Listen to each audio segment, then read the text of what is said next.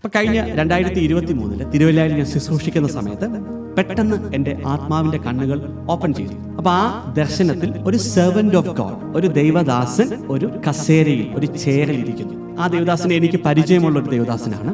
അദ്ദേഹത്തിന്റെ ശുശ്രൂഷകളൊക്കെ വലിയ അഭിഷേകത്തിലും ദൈവവചനത്തിന്റെ സത്യതയിലും ഒക്കെ ശുശ്രൂഷ ചെയ്യുന്ന ഒരു വ്യക്തിയാണ്. ആ വ്യക്തി അങ്ങനെ ഒരു ചെയറിലിരിക്കുന്നു. ആ ദർശനത്തിൽ ഞാൻ കാണുകയാണ്, യേശു കർത്താവ് വന്ന് ആ വ്യക്തിയെ ആ ചെയറിൽ നിന്ന് പുഷ് ചെയ്ത് താഴെ ഇടും. ഇമ്മീഡിയറ്റ്ലി എനിക്ക് അതിന്റെ അർത്ഥം മനസ്സിലായി. That man of God has lost his ministry and office. ആ വ്യക്തി എന്താണ്, ശുശ്രൂഷയിൽ നിന്ന് കർത്താവ് റിമൂവ് ചെയ്തു. പിന്നീട് ഞാൻ അദ്ദേഹത്തെക്കുറിച്ച് കൂടുതലായിട്ട് സ്റ്റഡി ചെയ്തപ്പോഴാണ് മനസ്സിലായത്, അദ്ദേഹത്തിന്റെ ശുശ്രൂഷയുടെ ആദ്യ കാലങ്ങളിൽ വലിയ വീറോടും ശക്തിയോടും സത്യത്തിനു വേണ്ടിയൊക്കെ നിന്ന വ്യക്തികൾ പിന്നീട് എന്താണ്, ശുശ്രൂഷകൾ എന്താണ്, വശീകരിക്കുന്ന ജ്ഞാനത്തിന്റെ വാക്കുകളായി മാറി. അപ്പൊ ദൈവം അപ്പോയിന്റ് ചെയ്ത ടൈം കഴിഞ്ഞു, കർത്താവ് വന്നെന്താണ് ആ കസേരയിൽ നിന്ന് അവനെ പുഷ് ചെയ്ത് ആ വ്യക്തിയെ താഴെ. അതിന്റെ അർത്ഥം എന്താണ്, he lost his calling and office. അതിനുശേഷം ആ വ്യക്തി ഇപ്പോഴും ശുശ്രൂഷ ചെയ്യുന്നുണ്ട്. പക്ഷെ ആ ശുശ്രൂഷ എന്താണ്, it is just the noise, ശബ്ദം മാത്രമാണ്. There is no spirit movement in the service. പലപ്പോഴും നമ്മുടെ ശുശ്രൂഷകളിൽ പലതും ഇങ്ങനെയാണ്. നമ്മൾ ശബ്ദ കോലാഹലം വെച്ചിട്ട് നമ്മൾ ചിന്തിക്കുന്നത് ഏതാണ്ട് വലിയ കാര്യങ്ങൾ സംഭവിക്കുന്നുവെന്നാണ്. പലപ്പോഴും ആത്മീയ തലത്തിൽ യാതൊരു മാറ്റവും ഇല്ല. 10,000 വാട്ട്സിന്റെ സ്പീക്കർ വെച്ചിട്ട് വിളിച്ചു കൂവി പലതും അഭിഷേകം അതൊക്കെ നമ്മൾ പറയുമ്പോൾ it is just becoming A noise only. അതിനകത്ത് സ്പിരിച്വൽ ട്രാൻസാക്ഷൻസ് ഇല്ല. There is no transaction happening in the spirit. നമ്മൾ ഈ തൊണ്ടകീറി 2000 വർഷം പ്രസംഗിച്ചിട്ടും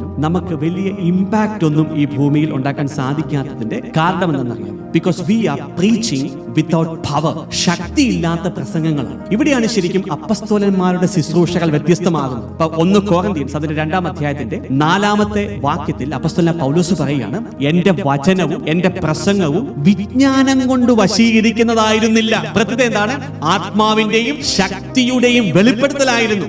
it was the demonstration of the spirit and of power. എന്തിനാണ് ആത്മാവിന്റെയും ശക്തിയുടെയും പ്രദർശനങ്ങളായി ശുശ്രൂഷകൾ മാറാനുള്ള കാരണം എന്താണ്, that your faith should not stand in the wisdom of men but in the power of God. അതായത് നിങ്ങളുടെ വിശ്വാസം എന്ന് പറയുന്നത് ഏതെങ്കിലും വ്യക്തിയുടെ ജ്ഞാനത്തിന്റെ വാക്കുകളിലാകരുത്, മറിച്ച് എന്താണ്, ദൈവത്തിന്റെ ശക്തിയിലാകാൻ വേണ്ടിയാണ്. നമ്മുടെ ശുശ്രൂഷകൾ പലതും ഇപ്പോൾ എന്താണ്, വശീകരിക്കുന്ന ജ്ഞാനത്തിന്റെ വാക്കുകൾ മാത്രമായി പോയി. അപ്പസ്തോല പ്രവൃത്തികൾ 10-ാം അധ്യായത്തിന്റെ 38-ാം വാക്യത്തിൽ പറയുന്നു, നസ്രായനായ യേശുവിനെ പരിശുദ്ധാത്മാവിനാലും ശക്തിയാലും ദൈവം എങ്ങനെ അഭിഷേകം ചെയ്തുവെന്നും അവൻ എപ്രകാരം നന്മകൾ പ്രവർത്തിച്ചുകൊണ്ട് പിശാചിനാൽ പീഡിപ്പിക്കപ്പെടുന്നവരെ സുഖപ്പെടുത്തിക്കൊണ്ടും ചുറ്റി സഞ്ചരിച്ചുവെന്നും നിങ്ങൾക്കറിയാം. കാരണം എന്താണ്, ദൈവം അവനോട് കൂടെ ഉണ്ടായിരുന്നു. നമ്മുടെ ശുശ്രൂഷയ്ക്കകത്ത് അവസാനം വരെ എന്താണ്, യേശു നമ്മുടെ കൂടെ ഉണ്ടാകണം. ഈ ദൈവദാസന് നമുക്ക് പറ്റാൻ പാടില്ല. അപ്പോസ്തലനായ പൗലോസ് പറയുകയാണ്, നിങ്ങളുടെ ഇടയിൽ അനേകർ വരും അവസര നാളുകൾ എന്താണ്, വശീകരിക്കുന്ന വാക്കുകൾ കൊണ്ട്.